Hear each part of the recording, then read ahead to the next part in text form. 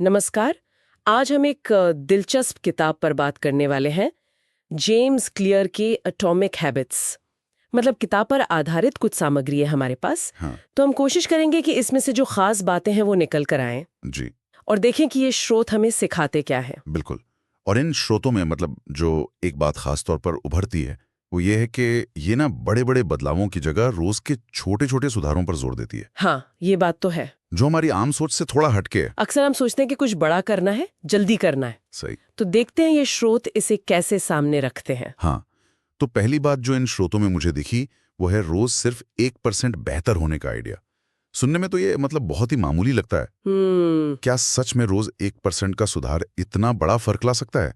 स्रोत तो यही कहते हैं। हाँ, और देखिए दिलचस्प बात यह है कि स्रोत इसे ना गणित से भी समझाते हैं। अगर आप रोज 1% बेहतर होते हैं तो साल के आखिर तक आप लगभग 37 गुना बेहतर हो जाते हैं। अच्छा। और अगर रोज 1% बिगड़ते हैं तो लगभग 0 पर पहुंच जाते हैं। तो ये छोटी चीजें हैं ना, ये जुड़ती जाती हैं वक्त के साथ। वो जैसे कंपाउंडिंग इफेक्ट होता है ना निवेश में, वैसा ही कुछ। हाँ हाँ, कंपाउंड इंटरेस्ट ऐसा। जी। स्रोत यही कहते हैं कि यही छोटी आदतें हैं जो आखिर में तय करती हैं कि आप सफल होंगे या नहीं। कमाल है। मतलब दिखने में छोटे कदम पर असर बहुत बड़ा। अच्छा, इसी से जुड़ा एक और पॉइंट जो स्रोतों में मिला वो है लक्ष्यों, मतलब गोल्स के बजाय व्यवस्था यानी सिस्टम्स पर ध्यान देना। हाँ, आमतौर पर तो हम सब गोल सेट करने पर ही लगे रहते हैं। स्रोत क्यों कह रहे हैं कि सिस्टम ज्यादा जरूरी हैं? देखिए स्रोत इस फर्क को काफी अच्छे से समझाते हैं। लक्ष्य वो है जो आप पाना चाहते हैं, जैसे वजन कम करना है। हम्म। व्यवस्था वो है जो आप रोज करते हैं उसे पाने के लिए, जैसे रोज शाम को वॉक पर जाना। अच्छा। तो स्रोतों के हिसाब से लक्ष्य दिशा दिखाने के लिए ठीक है, पर असली तरक्की व्यवस्था से होती है। वो एक उदाहरण देते हैं कि जीतने वाले और हारने वाले दोनों का गोल तो एक ही होता है, चैंपियनशिप जीतना। हाँ, ये बात तो सही है। पर जीतता वही है जिसका सिस्टम बेहतर होता है, रोज की प्रैक्टिस, आदतें। स्रोत कहते हैं कि आप सिस्टम पर ध्यान दो, गोल अपने आप मिल जाएगा। और सिस्टम लंबे चलते हैं, गोल मिलते ही मोटिवेशन खत्म हो जाता है कई बार। ये बात तो सोचने वाली है। मतलब प्रोसेस पर ध्यान देना मंजिल से ज्यादा जरूरी हो गया। ये शायद लागू करना भी आसान हो रोज।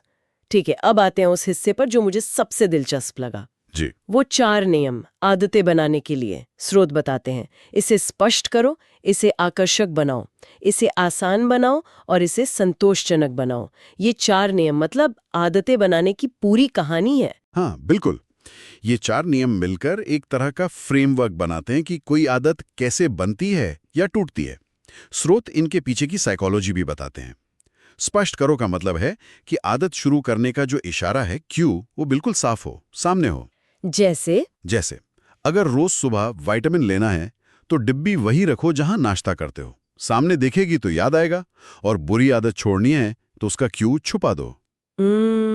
ठीक है। और आकर्षक बनाओ, इसका मतलब क्या हुआ? आदत को लुभावला बनाना। बिल्कुल। स्रोत कहते हैं कि आदत को आकर्षक बनाने के लिए उसे किसी ऐसी चीज से जोड़ दो जो आपको पहले से ही पसंद है। वो टेम्पटेशन बंडलिंग कहते हैं इसे। Temptation bundling. अच्छा। हाँ, जैसे मान लीजिए आपको ट्रेडमिल पर दौड़ना बोरिंग लगता है पर अपना फेवरेट शो देखना पसंद है, तो नियम बना लो कि शो तभी देखोगे जब ट्रेडमिल पर होगे। अरे वाह, ये तो बढ़िया तरीका है। तो जो करना है दौड़ना, वो उससे जुड़ गए जो करना चाहते हैं। शो देखना। जी। स्मार्ट। तीसरा नियम है, इसे आसान बनाओ। इसका क्या मतलब? कहीं ये आलस को बढ़ावा तो नहीं देगा? नहीं नहीं, स्रोत इसे अलग तरह से देखते हैं। आसान बनाने का मतलब है कि आदत को शुरू करने में जो रुकावट है, फ्रिक्शन, उसे कम करो। जितनी कम मेहनत लगेगी उतना आसान होगा शुरू करना। जैसे जिम जाना है तो वो जिम चुनो जो रास्ते में पड़ता हो। या फिर वो 2 मिनट का नियम। कोई भी नई आदत शुरू करो तो बस 2 मिनट के लिए करो। सिर्फ 2 मिनट? हाँ, रोज 2 मिनट मेडिटेशन या 1 पन्ना पढ़ना या 2 पुशअप्स। एक बार शुरू हो जाए फिर आप ज्यादा भी कर सकते हैं, पर शुरुआत आसान होनी चाहिए। ये आलस नहीं है, ये बस शुरू करने की जो हिचक होती है ना, उसे हटाने का तरीका है। 2 मिनट का नियम, ये तो वाकई करने लायक लगता है। अच्छा, और चौथा नियम, इसे संतोषजनक बनाओ। आदत पूरी करने पर फौरन संतुष्टि कैसे मिलेगी, खासकर अगर फायदा लंबे समय बाद मिलना हो, जैसे सेहत का? हाँ, ये बहुत बहुत अहम पॉइंट है जो स्रोत उठाते हैं। हमारा दिमाग जो है ना, वो तुरंत मिलने वाले इनाम की तरफ ज्यादा भागता है। सही बात है। और अच्छी सेहत जैसे लंबे फायदे तुरंत महसूस नहीं होते। इसीलिए आदत पूरी करने पर फौरन कोई छोटा सा इनाम या संतुष्टि का एहसास जोड़ना जरूरी है। जैसे कि कुछ भी हो सकता है, कैलेंडर पर एक टिक लगाना, अपनी प्रोग्रेस को ट्रैक करना या खुद को कोई छोटी सी ट्रीट देना। बस वो ट्रीट ऐसी ना हो जो आपकी बड़ी आदत के खिलाफ जाए। हाँ, ये ध्यान रखना होगा। स्रोत बताते हैं कि जब हमें फौरन कोई पॉजिटिव फीडबैक मिलता है तो हम उस काम को दोबारा करना चाहते हैं। तो ये चारों नियम मिलकर आदत बनाने या तोड़ने के लिए एक बड़ा कारगर टूलकिट बन जाते हैं, जैसा स्रोतों में बताया गया है। ये चारों नियम वाकई बड़े प्रैक्टिकल लग रहे हैं और इनके पीछे का लॉजिक भी समझ आ रहा है। एक और बात जो स्रोतों में मुझे बार बार दिखी वो है किताब में दिए गए असली जिंदगी के उदाहरणों का जिक्र। स्रोत कहते हैं कि ये उदाहरण समझने और करने में बहुत मदद करते हैं। हाँ, और अगर हम इसे थोड़ा बड़े नजरिए से देखें तो देखिए, सिद्धांत अपनी जगह ठीक है, पर जब तक आप असली कहानियां नहीं सुनते तब तक वो बात दिल में उतरती नहीं है। सही। स्रोत यही कहते हैं कि जब कोई पढ़ता है कि फला इंसान ने इन्हीं नियमों से सिगरेट छोड़ दी, या रोज थोड़े थोड़े पैसे बचाकर कितना कुछ कर लिया, या सुबह जल्दी उठना शुरू कर दिया, तो उसे लगता है कि हाँ, ये सिर्फ किताबी बातें नहीं है, ये सच में काम करती हैं। बिल्कुल, एक भरोसा सा बनता है। जी, ये उदाहरण प्रेरणा देते हैं और दिखाते हैं कि अच्छा, ये मेरे जीवन में भी ऐसे काम आ सकता है। विश्वसनीयता बढ़ती है इससे। ये बिल्कुल सही है। उदाहरणों से ही लगता है कि हाँ, ये मैं भी कर सकती हूँ। अच्छा, स्रोतों में किताब की भाषा पे भी बात हुई है। कहा गया है कि भाषा बहुत सरल है, स्पष्ट है और मोटिवेटिंग है। कोई भी समझ सकता है आसानी से। ये तो बहुत अच्छी बात है। निश्चित रूप से। देखिए, मुश्किल मनोवैज्ञानिक बातों को आसान भाषा में समझाना भी एक कला है, और स्रोत कहते हैं कि ये किताब इसीलिए इतनी पॉपुलर है। जब बात आसानी से समझ आती है तो उसे अपनाने का मन भी करता है। लेकिन एक आलोचना भी है जिसका जिक्र स्रोतों में है कि कुछ बातें या आइडियाज किताब में दोहराए हुए से लगते हैं।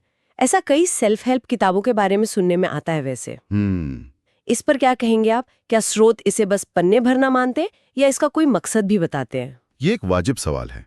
स्रोत इस दोहराव का जिक्र करते हैं, पर इसे कोई बहुत बड़ी कमी नहीं मानते, बल्कि इससे एक सवाल उठता है कि क्या जरूरी बातों को दिमाग में बिठाने के लिए दोहराना जरूरी है? हो सकता है। अक्सर लेखक क्या करते हैं कि मुख्य विचारों को अलग अलग एंगल से बार बार सामने लाते हैं ताकि वो याद रह जाएं, उनका महत्व समझ आ जाए।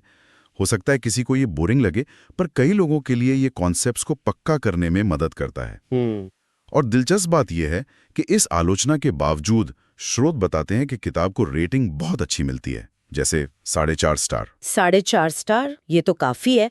इसका मतलब ये हुआ कि दोहराव वाली बात के बावजूद लोगों को किताब कुल मिलाकर बहुत काम की और असरदार लगी। हाँ, स्रोत इसी तरफ इशारा कर रहे हैं। इतनी हाई रेटिंग यही दिखाती है कि किताब जो वादा करती है, मतलब आदतें सुधारने में प्रैक्टिकल मदद देने का, वो उसे पूरा करती है।